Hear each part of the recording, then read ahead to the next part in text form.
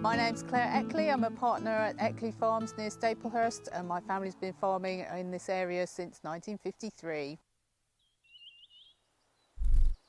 Whereas we used to farm all sorts of things like sheep and dairy cows and apples, we've now specialised into arable farming, so 50% of the farm in any one year is wheat. And we also grow barley, oilseed rape, beans and linseed. Oh, and oats.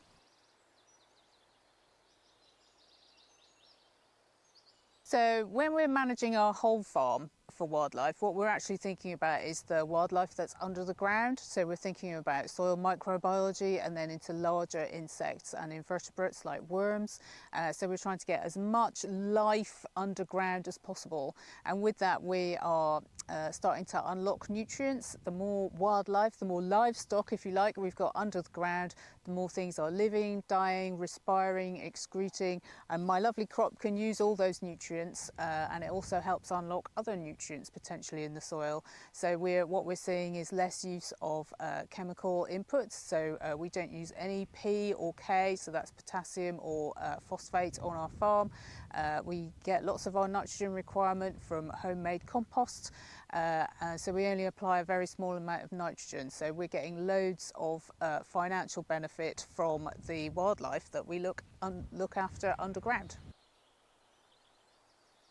So we started on our regenerative pathway about 12 years ago.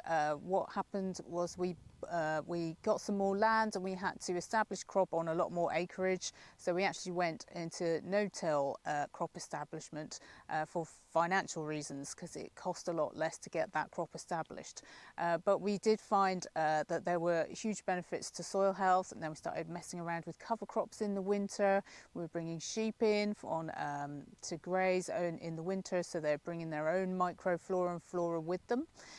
So it's been really difficult, and we've tried all sorts of things. So at the moment, this crop is we're not using any insecticide, herbicide or fungicide on it, and this crop will go to wild farmed. And what we're doing is we're hoeing out the weeds with a precision hoe. So it's only precision farming that's allowed us to do this. So it's been really tricky, but we've got some great advisors. The regenerative farming community is really supportive of each other. It's a really nice community to be part of. So there's lots of sharing of information, lots of people to help us on our pathway. So what we're finding, so this crop is going to go to wild farmed. So we're seeing some financial incentives coming for the actual product we're growing. In that case, so they're paying us to grow it to their specification. But of course, if we're using no insecticides, for instance, so we haven't used any insecticides on our cereals for about 5 years now. So that's an incentive to cut the cost of creating the crop or growing the crop, but also that we're getting an incentive through the SFI, through the ELM scheme as well on that, and we've got a lot of options stacked on this kind of crop. So we're doing inter-row hoeing, we're doing no insecticide, we're doing some companion cropping, which is not so apparent in this crop because there's a little crop of linseed underneath.